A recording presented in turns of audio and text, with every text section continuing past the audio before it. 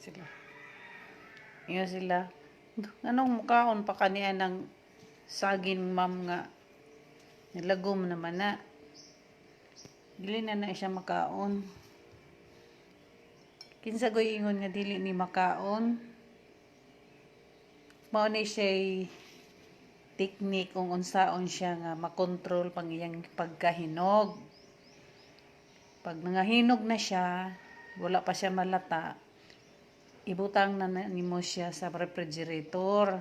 Kay pag nana siya sa refrigerator, nabugnawa na siya, dili na malagom lang na siya, nanangilad ra siya na siya nawong. Pero dili siya malata. Kay kung imo siyang panitandaan ibutang sa ref, mas delikado, mas lain kayo kitaon.